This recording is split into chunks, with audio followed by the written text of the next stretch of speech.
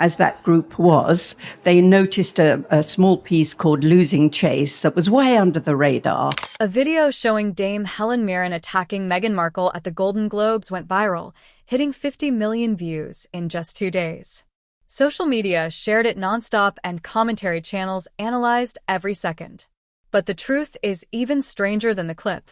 How did a total lie spread so quickly? And why did millions believe it was real? Join us as we find out what Dame Helen actually said about Meghan at the Golden Globes. The public firestorm. The video looked real from the first second. Helen Mirren stood at a podium with the Golden Globes logo behind her. She wore the same baby pink Stella McCartney gown she had worn at the actual ceremony. The lighting matched a live broadcast. The sound was clear. The camera angles matched the awards coverage people see every year. In the video, Mirren appeared to stop mid-speech. She then seemed to speak about Meghan Markle. The voice criticized Meghan for leaving royal duties. It questioned her move to California. It framed her actions as personal ambition rather than necessity. The language sounded calm and formal. Nothing felt exaggerated. Nothing sounded like a joke. The voice was generated. The words were written after the ceremony. The tone was designed to match Mirren's public image, and the phrasing avoided extremes.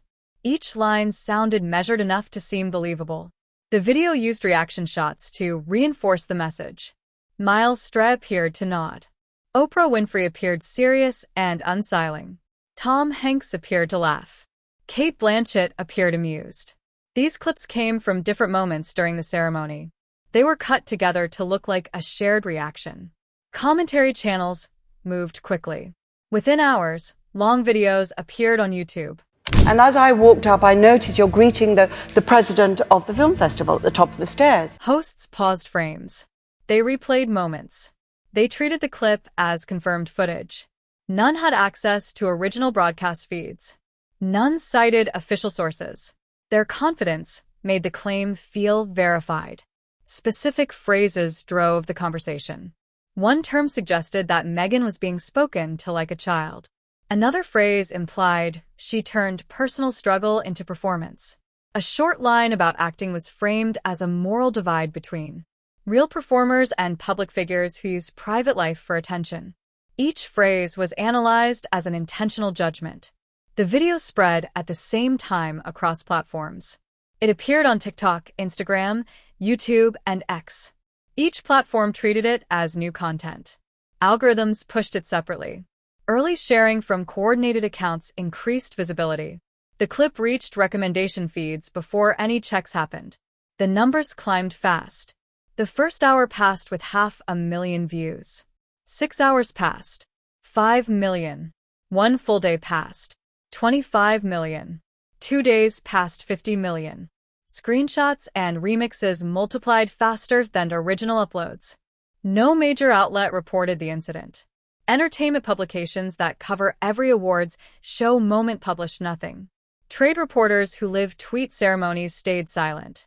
Broadcast networks issued no statements. And I think a lot of that gets lost in what can be super dehumanizing when you look at the clickbait culture. And official Golden Globes accounts posted nothing about the controversy. The moment never occurred. Yet, the absence of coverage was interpreted not as proof of fabrication, but as evidence of media suppression, a conspiracy to protect Meghan from legitimate criticism. The ceremony footage was complete and archived. Mirren's real speech followed the program schedule. She thanked contributors. She acknowledged the nominees. She announced the winner. She left the stage. No deviation existed in any broadcast version. Fact checks appeared later. Reuters published one. The Guardian published one. Their articles showed full transcripts, compared timestamps, and explained the edits. These reports reached a fraction of the audience, not because they were hidden, but because they violated the emotional logic that made the hoax appealing in the first place. Comment sections reacted harshly. Many dismissed corrections as media protection for elite figures who deserved criticism. Others claimed the video reflected emotional truth, even if the words were technically false. In the theatre, when we were like in our early 20s, so we knew each other really, really well. Celia I've worked with before. Arguing that someone should have said those things, which made the fabrication symbolically valid. Some said the message mattered more than accuracy, that Meghan's actual words were less important than what the video represented. The idea stuck even as proof spread because belief had already hardened into a narrative. People struggled to accept they had been misled. Sharing the video felt intentional. Undoing that felt embarrassing. Many avoided admitting error. They searched for related material instead. On TikTok, creators reused old interviews. They placed the fake audio over Meghan clips from years earlier. They treated unrelated comments as confirmation. Viewers accepted the layering as evidence. On X, threads linked past praise of royal discipline to supposed criticism of Meghan.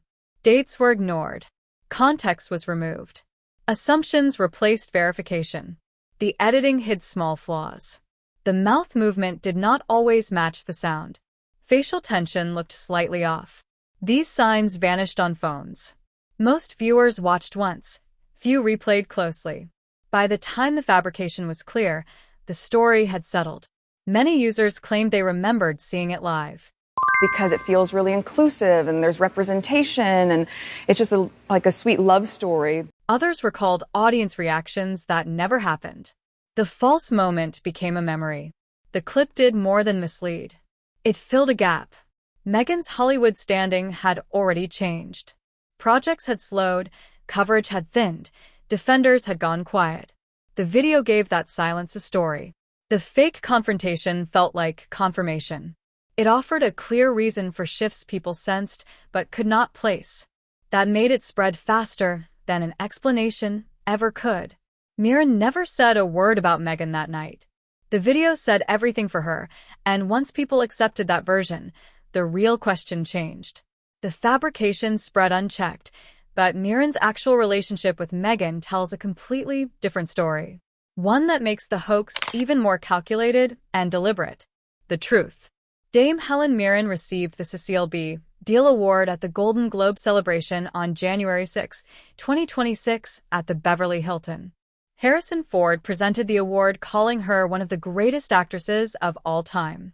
Mirren took the stage, thanked the Golden Globes for her earlier awards, made a few jokes, described the Deal Award as a recognition of a full life, and left the stage. Meghan Markle was never mentioned. Not once. The viral video that claimed Mirren attacked Meghan relied entirely on her credibility. It inverted everything she had actually said about the Duchess. I think you feel really confident that it was divinely ordered. Maybe all of this, our friendship, you becoming our... In February 2020, Mirren told Variety that Meghan was a fantastic addition to the royal family. She said Meghan was charming, gracious, and sweet-natured. She praised Meghan and Harry for stepping back from royal duties and described it as the right decision for their family. Mirren even joked that once the tabloids finished with Meghan, she might become their next target. This was repeated public support, not vague celebrity diplomacy. Mirren's authority on British royalty comes from her career, particularly her 2006 Oscar-winning role as Queen Elizabeth II in The Queen. That performance humanized the monarch during a turbulent period after Princess Diana's death. She also won a Tony for the audience, portraying the Queen in weekly meetings with prime ministers. Mirren's portrayals always show royalty as constrained and burdened, never glamorous. Her characters endure challenges, maintain dignity, and meet institutional expectations without dramatizing personal struggles. No, because I love doing my own stunt driving, you know, and I've done a little bit. I did drive my own Land Rover as the Queen. Or monetizing hardship. Her reputation for principled, measured judgment made the hoax believable. Viewers assumed that if someone as balanced as Mirren were criticizing Meghan, it must be true. The fake video replaced real statements of support with fabricated contempt. Clips of Mirren discussing royalty and celebrity from different years were edited with unrelated audience reactions to create the illusion of a live response. The technical execution was precise. Voice cloning technology in 2026 could generate near-perfect speech from just 3 minutes of audio, allowing creators to train a model on Mirren interviews, script the attack lines, and produce audio matching her tone, cadence, and accent.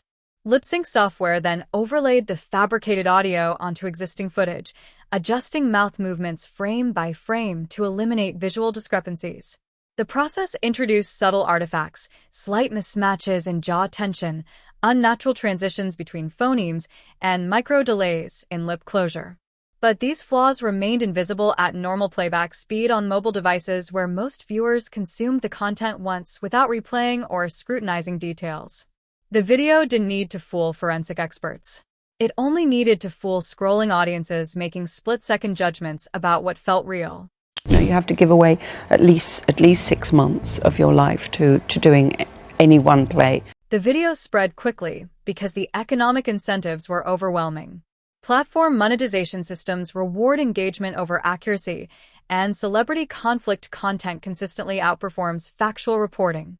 One anonymous creator behind the Meghan video operated a network of accounts specializing in fabricated confrontations. That single video reportedly earned $200,000 in the first week from a combination of ad revenue, affiliate partnerships, and premium subscriptions. Patreon subscribers jumped from 400 to 12,000 within days, each paying $5 monthly, an additional $60,000 in recurring revenue. The financial upside dwarfed any potential consequences, which remained theoretical at best. No platform had suspended the accounts, no advertiser had pulled funding, and no legal action had been threatened. The message was clear. And I was very insecure, I was very ambitious, and I wanted to be an actress, I wanted to be a great actress, and I never knew. Fabrication pays, and it pays immediately. Platform detection failed. YouTube's Content ID only flags copyright violations, not original fabrications. TikTok's moderation prioritizes harmful content like violence or self-harm. X's community notes relies on users, which fails when millions believe a hoax. Coordinated uploads across platforms amplified reach. Multiple accounts shared the video within the first hour, triggering early engagement signals that algorithms interpreted as trending. This engagement seeding costs between $500 and $2,000, but can return millions of views. The barrier to creating content like this has collapsed. YouTube tutorials teach voice cloning, video manipulation, and algorithm exploitation. Anyone with moderate technical skill and a few hundred can produce a believable fabrication and profit from it. By the time fact-checkers responded with debunks, creators had already earned revenue. Algorithms had moved on to newer content, and millions of viewers had emotionally absorbed the lie as confirmed truth. The system is designed to reward speed and emotion, not verification, which means corrections arrive too late to matter and reach too few people to shift consensus. The hoax succeeded because Meghan's credibility made the fabrication feel authoritative. It's a long process to get there, so I gave about 10 years of my career. Her reputation carried weight that anonymous claims could never achieve. When a fake video puts words in the mouth of someone who won the Oscar for playing the Queen, audiences don't just see an opinion, they see institutional judgment. The video didn't need to be perfect. It only needed to be associated with her name. The creators understood this instinctively. They didn't fabricate a random celebrity attack. They chose Meghan specifically because her history with the royal family through the Queen made her seem like the perfect person to deliver such criticism. The casting was strategic. An actress known for restraint and dignity appearing to break character felt like a watershed moment. That calculated choice made fact-checking almost irrelevant. Obviously you don't have the live experience, except you do, and apparently people applaud at the end as if it's in a... Even after Reuters and The Guardian published debunks, many viewers rationalized that Meghan must have said something similar at some point, or that she privately agreed with the sentiment. The fabrication created permission for people to believe what they already suspected. The Meghan video combined technical precision, earned authority, and existing perceptions. It gave millions a clear narrative for diffuse reality. Hollywood had withdrawn, projects underperformed, and no one defended Meghan. By the time fact checks appeared, the fabricated confrontation had already taken hold. Millions believed it had happened, and many still refer to it as a real event. Helen Mirren never said a word about Meghan at the Golden Globes. The hoax exploited her credibility, public record, and measured persona. Real statements of support were replaced with manufactured criticism. The video illustrates how technology, incentives, and human perception combined to turn a total fabrication into a widely accepted truth. Certainly after the pandemic and everything else, we crave that. We crave being able to go high. The hoax weaponized Mirren's credibility against Meghan, but its success depended on something deeper than technical skill. It required an audience already primed to believe Hollywood had turned away, even without proof. Why it worked? Helen Mirren never spoke against Meghan Markle, but the numbers around Meghan's Hollywood career were already moving in the opposite direction. In September 2020, Archwell Productions signed a 5-year deal with Netflix. The trade outlets estimated at $100 million, even though Archwell had no finished projects at the time. 40 friends to donate 40 minutes of their time to help mentor a woman who's mobilizing back into the workforce. And Meghan had not taken an acting role since leaving Suits in 2018. The agreement was framed as a major creative partnership, but for nearly 2 years, it produced no public output. Spotify followed a similar pattern. In December 2020, the company announced an exclusive multi-year deal with Archwell Audio, reportedly worth between $15 and $25 million. Yet, no release plan appeared, and no episodes were delivered for almost 2 years. The first and only podcast series, Archetypes, finally launched in August 2022, ran for 12 episodes, and ended without renewal. In June 2023, Spotify confirmed the partnership was over, and soon after, senior executive Bill Simmons publicly criticized the deal on his own podcast, an unusually blunt move that suggested the relationship had failed beyond quiet repair. Netflix content arrived, but momentum never followed. The 6-part docu-series Harry and Meghan debuted in December 2022 and recorded about 81.5 million viewing hours in its first week, placing it in the platform's global top 10 and generating headlines about success. Trade reporting later showed that most viewers watched once, engagement dropped quickly, and long-term performance lagged behind comparable unscripted series that typically trigger renewals or spin-offs. Netflix did not announce follow-up projects tied to the series. In January 2025, Netflix released with Love Meghan, a lifestyle series focused on cooking, hosting, and home aesthetics that was meant to reposition her image away from conflict and toward aspiration. The show debuted at number 2 in the United States with 5.89 million views in its first 4 days, then slid to number 7 the following week and dropped out of the top 10 entirely by week 3. Netflix did not announce a renewal or expansion, which usually signals that a series failed to meet internal performance benchmarks. During this same period, Meghan did not pursue scripted acting roles, did not join outside productions as a producer, and did not appear at Sundance or Toronto in a professional capacity. All release content remained self-produced and centered on Sussex-branded projects with no additional first-look deals, no competitive bidding, and no visible integration into the broader Hollywood ecosystem. Expansion normally follows successful platform deals, but here it never arrived. The speaking circuit reflected the same cooling pattern. In 2022 and 2023, Meghan accepted paid appearances through the Harry Walker Agency with reported fees between $200,000 and $500,000 per event, positioning her alongside high-profile political and cultural figures. By late 2024, confirmed bookings declined sharply, not through public cancellations, but through a quiet reduction in demand, which is how the industry usually signals diminishing value. This kind of withdrawal rarely looks dramatic because Hollywood does not turn on people loudly. Support fades through thousands of small, uncoordinated decisions made by studios, agents, editors, and executives who stop returning calls, stop assigning coverage, and stop attaching their names to projects without issuing statements or explanations. The shift becomes visible only when patterns repeat across multiple sectors at once. The erosion showed clearly in the behavior of former allies. After the March 2021 Oprah interview, public support from celebrities arrived quickly and loudly, framing Meghan's treatment as a moral issue rather than a business one. Jameela Jamil defended her repeatedly on social media and later appeared on Archetypes, describing years of advocacy on Meghan's behalf.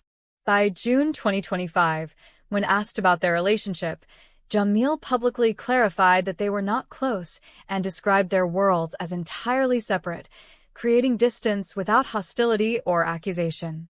Tyler Perry's role showed the same pattern on a larger scale. In March 2020, when Harry and Meghan lost royal security and left Canada during COVID lockdowns, Perry provided his Los Angeles home, his private jet, and full-time security at his own expense, an extraordinary gesture that went beyond professional courtesy into personal sacrifice. The couple stayed for weeks, later named Perry godfather to their daughter, and publicly described him as their chosen family.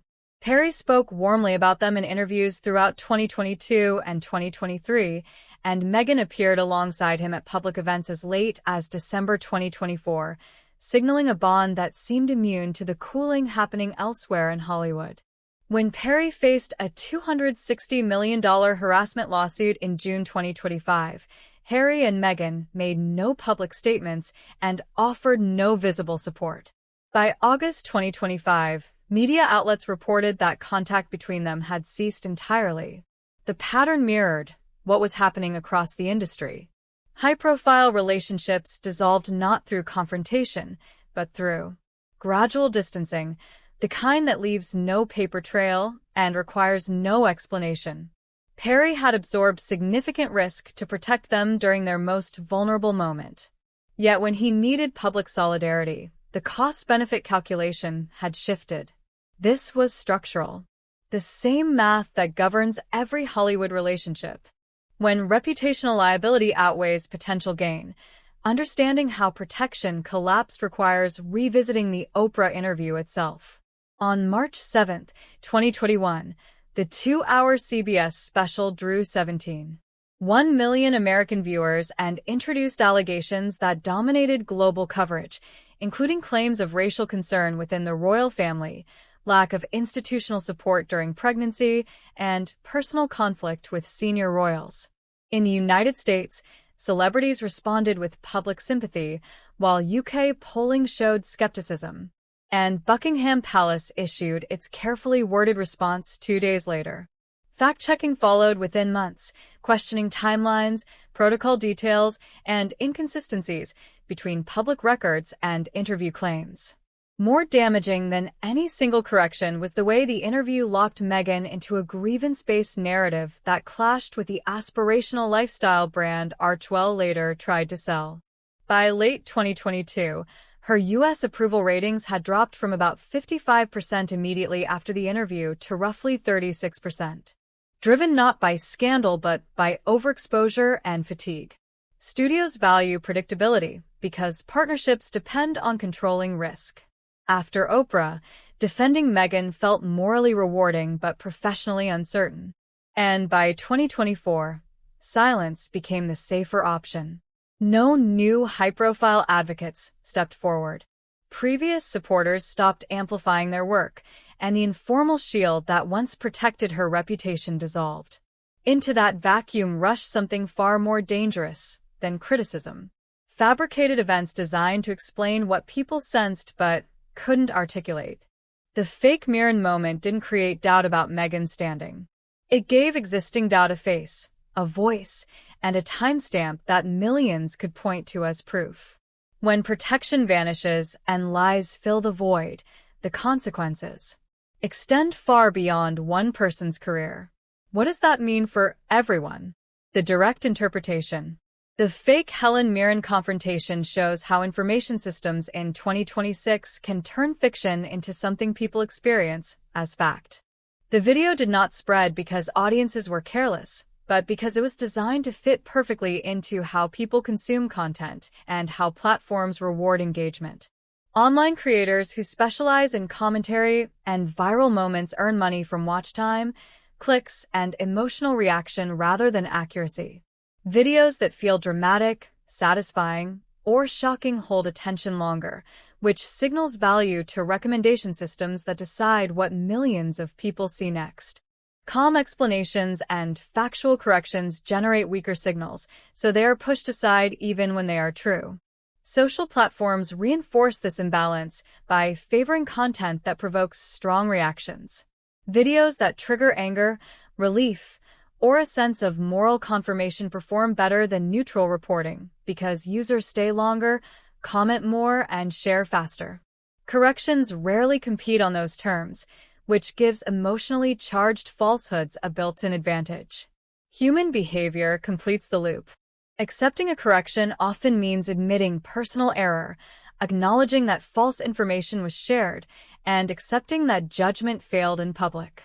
Many people avoid that discomfort by rejecting corrections outright or reframing the story as emotionally true, even if specific details are wrong.